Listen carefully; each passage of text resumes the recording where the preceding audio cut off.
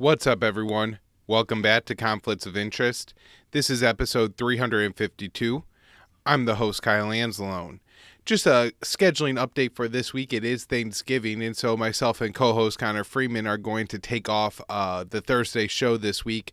Connor will be on the show this week. That will be out on Wednesday. So just a Monday and a Wednesday episode this week, and then we'll be back with the regular schedule next week. Obviously, I'm on the road, so my setup looks different here. May sound just a little bit different, but hopefully I'll be getting you most of the news that we usually get to. Of course, with it being Thanksgiving week, things always end up being just a little bit different. Usually the news is a little bit slower, but we'll see how things pan out this week with everything going on in the world. Just be sure to share the show. Host at the Libertarian Institute at antiwar.com. You can find it on YouTube, Rumble, and Odysee. Up anywhere you can listen to podcasts. It's on the Libertarian Institute all podcast feed, along with the Scott Horton Show. And you can support the show by doing your CBD shopping with our sponsor, Paloma Verde. PalomaVerdeCBD.com. The promo code is PEACE. That will save you 20% off when you spend $75 or more, and it gets the show a kickback. So with us doing some traveling this week, visiting some family, moving around quite a bit, we have the two dogs with us, and with the new puppy, we use some of the Paloma Verde CBD dog treats to help us make a 12-hour drive, with the two dogs. The new puppy doesn't ride quite as well as our older dog, and she, whines a lot, likes to move around, ends up standing on him, creating some problems. And so with the CBD dog treats and a lot of exercise the day before, we were able to have a mostly quiet drive. So check it out, PalomaVerdeCBD.com. And if you got a little four-legged friend, you might be able to get some treats to help your dog relax when you need them to. All right, now let's get into the show. The first story I have today is titled Pentagon Fails Fifth Consecutive Audit, Ukraine Oversight Concerns. So amid concerns about lack of oversight for U.S. arms pouring into Ukraine, the Pentagon comptroller said that the department has failed its fifth consecutive audit. The Pentagon began independent financial audits in 2017 and has failed every one since. Pentagon comptroller Mike McCord told reporters that things don't look much different in the audit form than the previous year, and it was not the progress I would have hoped for. The audit for the Pentagon's $3.5 trillion in assets and around $3.7 trillion in liabilities concluded that the department's internal tracking of money and arms is still not good enough for passing grade. Pentagon officials said they hope to pass their first audit by 2027. Can you imagine this? Like, if I had a business, or, I kind of do have my own business kind of thing with what I do here, but can you imagine if every year, from 2017 till now, I have been just sending the IRS basically statements saying I'm working on, I got a lot of important stuff to do here. I'm really trying to build my business, and I'm not so concerned with the financial end. Everything I have. And so, where my assets, my liabilities are, don't worry about it. We'll figure it out eventually. Give me another 5 years. I know I'm not really making progress, but give me another 5 years and this is all going to work out, and I'll be able to give you a real good accounting of what I actually own. Obviously, I would be facing, at this point, I'd probably be in jail. If I did 1 year, maybe I'd just get fined a lot. But if I had done it for this long, I would definitely be in jail. And so, it's just the double standard of government. And of course, a lot of this happens at the Pentagon level for covert reasons, right? They don't want to tell the American people what they're spending money on. One, because it's illegal and would probably cause a lot of problems for the United States if all the Pentagon's covert activities came out. But two, the American people may really oppose what the government is wasting our money on, especially in this era of rampant inflation. So, start talking about most of the show. 90% of the show today is all this Russia news. A lot of important stuff going on. And I know we covered this a lot on the show last week, and so I probably don't need to spend this much time on it. But I don't know. From my perspective, this is just such an important story that I really want to actually, again, basically spend a third consecutive show talking a lot about this. I guess not consecutive, but 2 shows last week, 1 now. Poland, NATO say missile that hit Poland was likely Ukrainian. Poland's president and the leader of NATO both said Wednesday that the Ukrainian air defenses, not Russian, likely fired a missile that hit Polish territory on Tuesday, killing 2 people. We have no evidence at the moment that it was a rocket launched by Russian forces, Polish President Duda said. However, there are many indications that the missile was likely used by Ukrainian anti-missile defenses.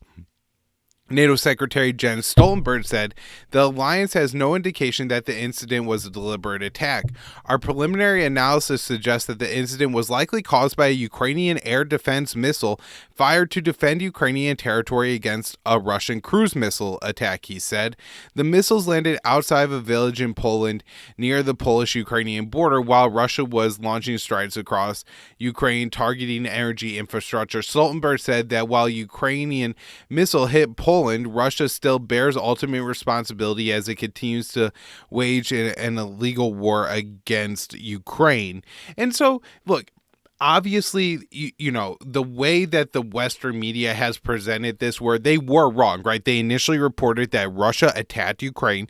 This is what the AP reported. This is what every single outlet repeated, even though they didn't have an actual source. They just had an unnamed U.S. intelligence official, and they just repeated this everywhere, right? That this happened.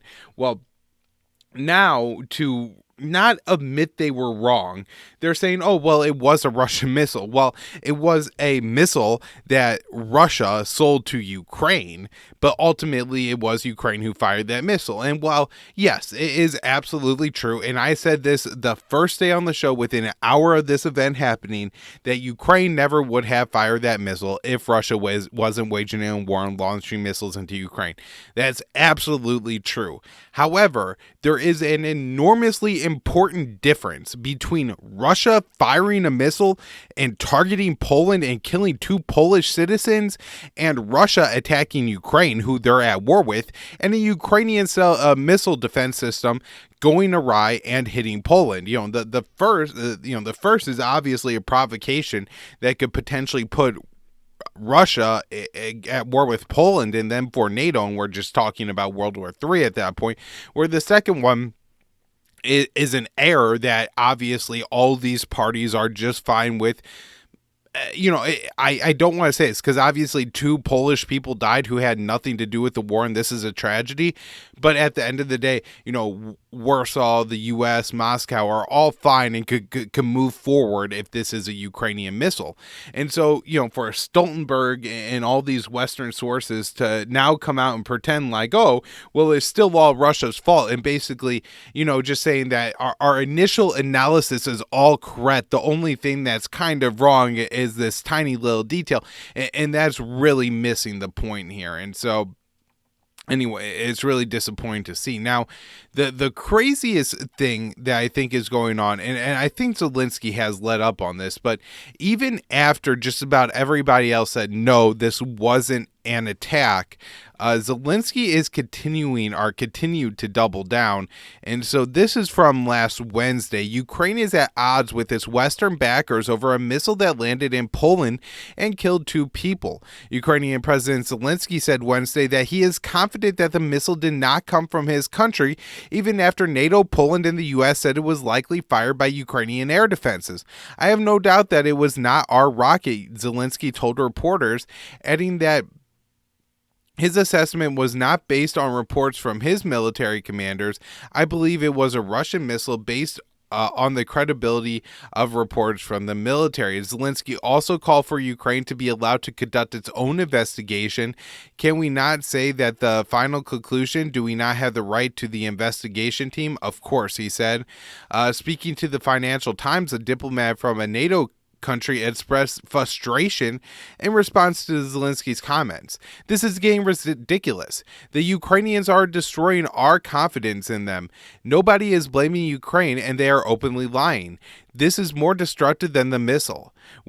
And look, I do think that, again, unfortunately, the way that these people who run the world care about the lives of average humans, I do think that is essentially 100% correct. That, at this point, while two people are dead, they've done a lot of damage to the Ukrainians, that is, with their insistence that this was a Russian missile. And, this isn't the first time. There's been several situations now where we have seen cases that Ukraine has made these very bold and stuck with these very bold claims, and they just turned out not to be true. And at times it's been like the UN or their own officials who have had to admit that these war crimes didn't happen, that these claimed atrocities didn't happen.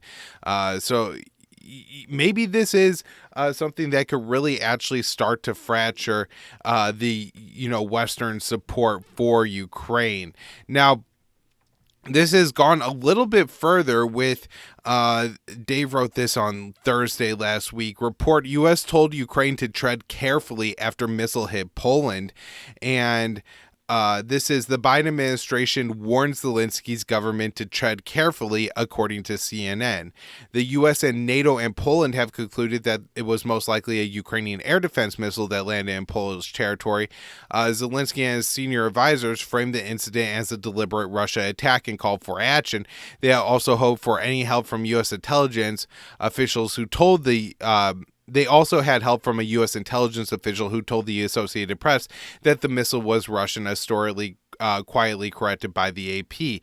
Hitting NATO territory with missile, this is a Russian missile attack on collective security. This is really a significant escalation. Action is needed. And so Zelensky is calling for NATO to go to war with Russia. And, I guess it made sense, maybe in some limited way.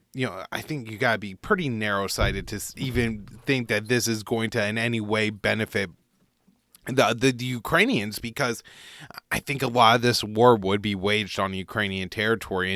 And, we've seen what Russia has been willing to do to Ukraine so far, and you imagine it's only going to get worse. Now let's get into some of that. This is from Dave DeCamp on, I believe, Sunday, so just yesterday. Russia's strikes disable almost half of Ukraine's energy infrastructure. Ukrainian Prime Minister said Russian missile strikes across Ukraine last week disabled nearly half the country's energy infrastructure, leaving millions of Ukrainians without power. Unfortunately, Russia continues to carry out missile strikes on Ukraine's civilian and critical infrastructure. Almost half our energy system is disabled, the Prime Minister said. Russia previously avoided large-scale strikes on energy infrastructure in Ukraine, but began such operations in October after a truck bombing on the Kerch Bridge, which connects the Russian mainland to the Crimean Peninsula.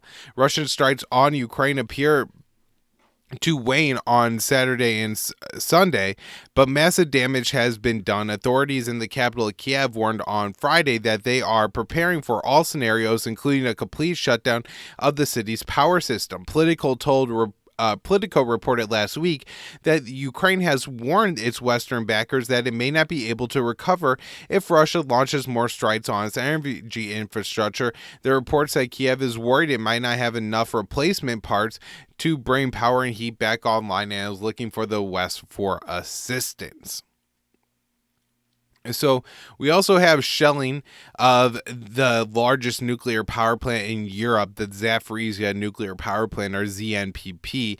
Russia on Sunday said Ukrainian forces renewed the shelling of the ZNPP in Russia-controlled southern Ukraine. Ukrainian officials accused Russia of being behind the attacks, but the ZNPP has been under Russian control since March. And me and Will Porter actually wrote articles and covered this as it was happening. We watched watched on the live stream as the Russian forces rolled in and took this nuclear power plant. We dispelled the myths that, Russia had struck any nuclear reactors and that all the fires and most of the fighting were contained to office buildings at the very outskirts of the power plant, nowhere near the actual reactor. So they not only shelled yesterday, but they are shelling today, shelling right now.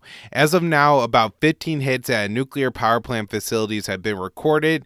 Any artillery strikes on the nuclear power plant put nuclear safety at risk, according to Russia's TASS news agency.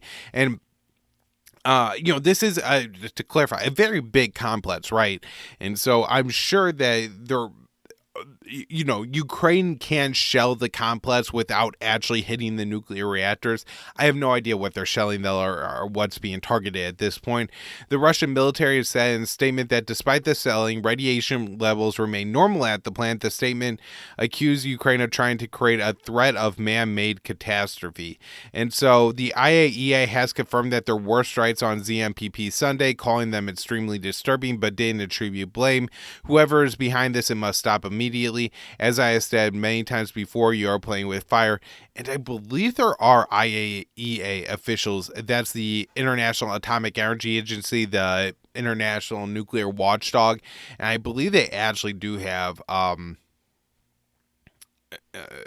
personnel on the ground there in Ukraine around the ZMPP still. U.S. considering modifying Gray Eagle drones for Ukraine. For months now, Ukraine has been asking the United States to supply powerful MQ-1C Gray Eagle drones, but Washington has held back. The Gray Eagle can fly for about 30 hours and are capable of powerful Hellfire missiles, giving Ukraine the ability to strike targets deep in Russian territory.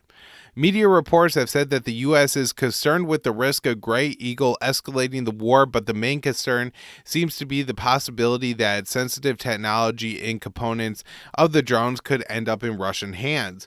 With this concern in mind, the U.S. is considering altering Gray Eagle so that Ukraine loses them on the battlefield.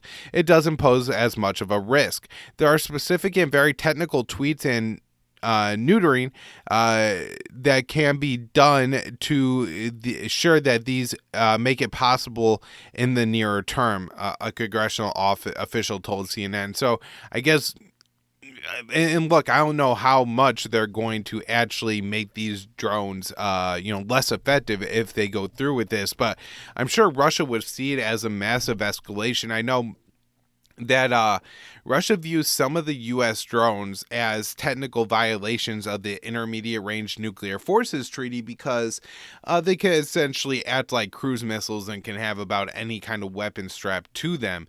And so Russia says, hey, you could strap a nuclear bomb to one of these things and fly it around essentially in any way you want, like a cruise missile, and you crash it in with a nuclear explosion somewhere in Russia. So I'm guessing that Russia will see this as a serious issue, a serious escalation, but I'll wait until I see any reports of the U.S. actually moving forward with this. I feel like at times during this war, the Hawks like to float almost trial balloons, right? They like to put out these kinds of stories saying that, the U.S. is going to give Ukraine this or that, like F-16s or more advanced air defenses. And I think they're looking to judge the outrage of that and see whether they could push it through. And so, it's good to denounce it and to be outraged by this thing before they go ahead and start giving them to Ukraine, because once they start, they don't stop and only escalate. So we now have this story, Kremlin, and this is, getting into talks a little bit and, what's going on around any kind of diplomacy. The Kremlin said on Thursday that the Ukrainian President Zelensky calls for a public negotiation with Russia shows he's not serious about pursuing diplomacy. Public negotiations are hard to imagine in the first place. No talks can be held publicly, let it go negotiations in such a field. One thing is clear, Ukraine does not want to engage in talks. A special military operation marches on and its goals must be achieved, Kremlin spokesperson Dmitry Peskov said, according to TASS. Peskov was responding to comments Zelensky made a day earlier. The Ukrainian leader said that he received signals from his Western backers that Russian President Vladimir Putin desires to drive negotiations with Kiev. Zelensky said he proposed basic format because a public format because Russia was waging a public war. Zelensky comments come after he met with CIA Director William Burns, who visited Kiev after holding talks in Ankara with Russia's spy chief. And so, for returning listeners of the show, you know that my analysis of these. So in the past couple weeks, we've had several indications, and we'll get into this a little bit more with the Mark Milley breakdown, like kind of the debate in the White House. But we've had indications that the White House may be interested in maybe nudging Ukraine a little bit towards diplomacy. However, we've also had a report recently that said Washington wants Ukraine to fake diplomacy, right? They want to pretend. They want Ukraine to pretend they're interested in talks because some of these European countries are getting a little bit nervous about how long this war is going on, how much of an issue this is becoming. So, I think that the talks are mainly to appease the citizens of Europe who are out in the streets protesting against supporting the war in Ukraine when their energy prices are spiking, when they're cold, when inflation is rampant and things like that. So we've seen this in Italy, the Czech Republic. I think that is really the catalyst for the talks and probably why Zelensky proposed a public format.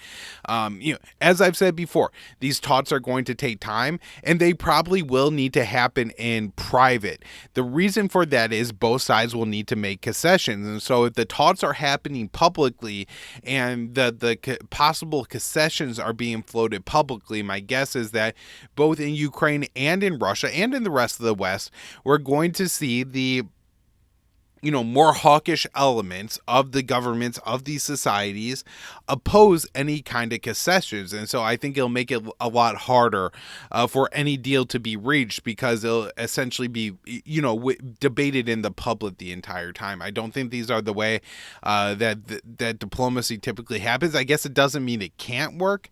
I just feel like it's unlikely. And then the day before, Dave wrote up this story here is saying that Zelensky says he's received signal for the West that Putin wants talks. Russia has been pretty open that they're willing to engage in talks this entire time, and it seems to be, to me, to be far more the West and Ukraine that's not interested in engaging in talks. There was a deal on the table in April that Russia was willing to accept, where they were going to essentially move back to the Minsk agreement, is what they wanted from Ukraine. No NATO for Ukraine. Russia was going to move back to the pre-24th borders, and there was going to be, autonomy for the Donbass region. But, they Boris Johnson, the UK Prime Minister, killed that deal. Now, what's going on within, I think there is some internal U.S. debate, right? So when I say that the U.S. doesn't actually want diplomacy, what they're trying to go for is to fake diplomacy to keep the Europeans involved in giving the Ukrainians weapons. I also think that there is some real debate within the White House and that there's a variety of opinions. And at least the chairman, the Joint Chiefs, Mark Milley, seems to have a different opinion. I do not think that Milley is just playing a role here, I guess. I think that this is a sincerely held opinion. And he is the chairman of the Joint Chiefs, so the highest ranking U.S. military official. Chairman of the Joint Chiefs of Staff, General Mark Milley, reaffirmed on Wednesday that he sees an opportunity for peace between Russia and Ukraine and that the chances of Ukrainian military victory happening anytime soon are not high. In terms of probability, the probability of a Ukrainian military victory defined as kicking the Russians out of all of Ukraine to include what they define or what they claim as Crimea, the probability of that happening anytime soon is not high militarily, Milley told reporters at a press conference with Secretary of Defense Lloyd Austin. He said, as the areas of Ukraine recaptured in Kharkiv and Kherson are relatively small compared to the territory Russia controls. Milley said it's possible that Ukraine could achieve some of its goals politically through diplomacy. There may be political solution politically where Russia withdraws, that's possible. You want them to negotiate from a position of strength. Right now, Russia is on its back, he said. Milley said that he believes fighting could slow down for the winter, providing the opportunity for diplomacy. Austin said he believes fighting will slow this fall and it's going on in the winter, but that things could pick up once the ground hardens. So when the ground hardens, trafficability will probably improve, and then there will be, we will see more activity. But I would remind everyone that this war started in February, so winter does not mean the fighting is going to stop. And so we're seeing debate, even within high-ranking Pentagon officials, right? Lloyd Austin, while now technically, I guess, more of a civilian arms dealer than a military man, I believe is a 4-star general, at least a 3-star general. He was the commander of CENTCOM under Obama before retiring and moving to Raytheon, and then now, getting back in the Pentagon under a political appointment. And anyways, I think this is interesting. I don't think Milley probably wields a lot of influence in the White House. And so my guess is that he's a more marginal figure here. Good news. I actually got some good news here. Deal allowing export of Ukrainian grain extended for 120 days. Russia says more needs to be done to facilitate the export of Russian agricultural goods. Turkish President Erdogan on Thursday announced that the grain deal between Ukraine and Russia that allows the export of Ukrainian grain will be extended for 120 days. The deal brokered by Turkey and the UN was the first signed in July and has been a success as it has unlocked Ukraine's Black Sea ports.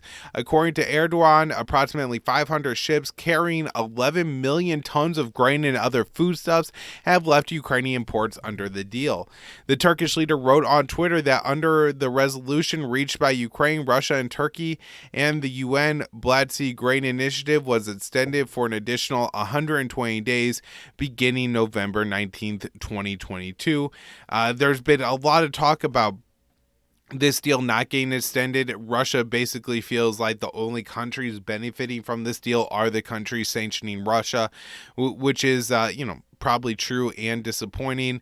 Russia hopes to be able to, I think, ammonium and some other more fertilizer-based products in the future that they're hoping to get more out of this grain deal. So hopefully that happens, not only because the more agricultural products you have on the market, the cheaper food is, which is good for everyone, but also just because the more buy-in you have from Russia on the agreement, I think the more likely it is that this agreement gets extended for another round and more people have more access to more food longer in the future. Another potential for talks, U.S.-Russia hold New START talks in Egypt starting November 29th. And this was the date range we expected. I had written an article for antiwar.com. I think that was Friday, the 10th or 11th maybe, that article would have come out. And in that article, I basically go through and say that Russia downplayed the expectations for the talks. So I'm saying that, it's taken a long time for the U.S.-Russian relations to devolve to the point that they're currently at. So any repair of that relationship isn't maybe going to take an equal amount of time, but take a significant amount of time. Inspections under the New START treaty, and hopefully this is the thing that could maybe be addressed at these talks, have been on hold since March 2020 due to COVID-19, and then Russia officially suspended the inspections in August, reporting that American sanctions were blocking Russian officials from inspecting American stockpiles, although the Americans deny it. G20 declaration says most members condemn Russian invasion of Ukraine. This is another piece of good news, I think. This is a really interesting story here that the G20 was able to put out a statement that mentioned the war in Ukraine and that the United States and Russia signed on. That's really important. And there's a lot of really good articles out about how this is a sign that the globe is becoming much more the power of the globe is becoming much less centralized and making it more and more possible for countries like Brazil, India, China, African countries to have more and more of a say about what goes on at these G20 events. And that's probably what facilitated this agreement from coming out at all. More good news. Erdogan, U.S., Russia have no intentions of using nuclear weapons. We talked about this on the show with Dave DeCamp last week, that William Burns met the head of the Russian SVR in Turkey, and apparently, Turkey kind of makes it sound like those talks were more or less successful and helpful. And then last bit of news here, and also good news, at least a group of Republicans are looking to audit the funds that Congress has approved for the war in Ukraine. I can't imagine with the makeup of Congress that this is going to get passed and have any kind of force whatsoever, but that Congress is now talking about this is important. All right, everybody, that's where I'm wrapping up the show for today. Hope you enjoyed it. Again, I'll be back with more shows later this week. And, one more show this week. Again, no Thursday show. Connor will be on the Wednesday show. And, read antiwar.com. Check out the Libertarian Institute. Thanks, everyone.